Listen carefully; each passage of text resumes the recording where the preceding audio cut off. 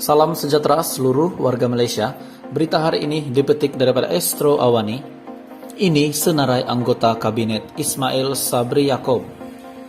Perdana Menteri Datuk Seri Ismail Sabri Yaakob hari ini mengumumkan senarai ahli jemaah menteri berserta timbalan-timbalan menteri di bangunan Perdana Putrajaya hari ini. Untuk itu, setiap kementerian perlu membuktikan pencapaian awal dalam tempo 100 hari pertama, kata Perdana Menteri. Berikut senarai ahli jemaah kabinet. Perdana Menteri Datuk Seri Ismail Sabri Yaakob, Menteri Kanan Perdagangan Antarabangsa dan Industri Datuk Seri Azmin Ali, Timbalan Menteri Datuk Lim Ban Hong, Menteri Kanan Pertahanan Datuk Seri Hishamuddin Tun Husin, Timbalan Menteri Datuk Seri Iqbal Hisham Abdul Aziz, Menteri Keuangan Tengku Datuk Seri Muhammad Zafrul Tengku Abdul Aziz, Timbalan Menteri 1 Muhammad Syahr Abdullah, Timbalan Menteri 2 Yamani Hafiz Musa.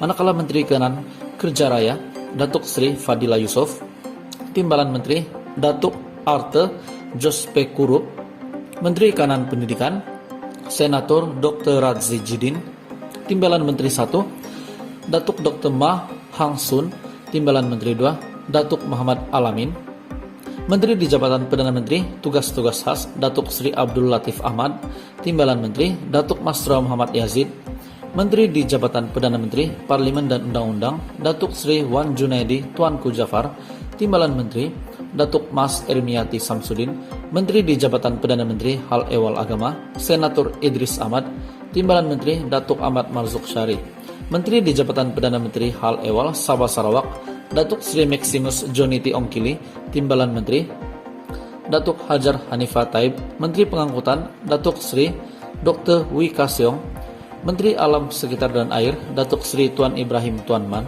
Menteri Sumber Manusia Datuk Seri Saravanan Murugan, Menteri Wilayah Persekutuan Datuk Seri Syahidan Kasim, Menteri Wanita, Keluarga dan Masyarakat Datuk Seri Rina Harun, Menteri Pengajian Tinggi Datuk Dr. Noraini Ahmad, Menteri Tenaga dan Sumber Asli Datuk Seri Taqiyuddin Hasan, Menteri Dalam Negeri Datuk Seri Hamzah Zainuddin, Menteri Kesehatan Khairi Jamaluddin Abu Bakar, Menteri Pertanian dan Industri Makanan Datuk Seri Dr. Ronald Kyandi, Menteri Pembangunan Luar Bandar Datuk Seri Madzir Khalid, Menteri Luar Negeri Datuk Saifuddin Abdullah, Menteri Perdagangan Dalam Negeri dan Hal Ehwal Pengguna Datuk Seri Alexander Nantalinggi, Menteri Komunikasi dan Multimedia Tan Sri Anwar Musa, Menteri Perumahan dan Kerajaan Tempatan Datuk Seri Rizal Merikan Naina Merikan, Menteri Sains Teknologi dan Inovasi Datuk Seri Dr. Adam Baba, Menteri Pembangunan Usahawan dan Koperasi Tan Sri Noh Omar, Menteri Perusahaan Perladangan dan Komoditi Datuk Dr. Haja Zureda binti Kamarudin,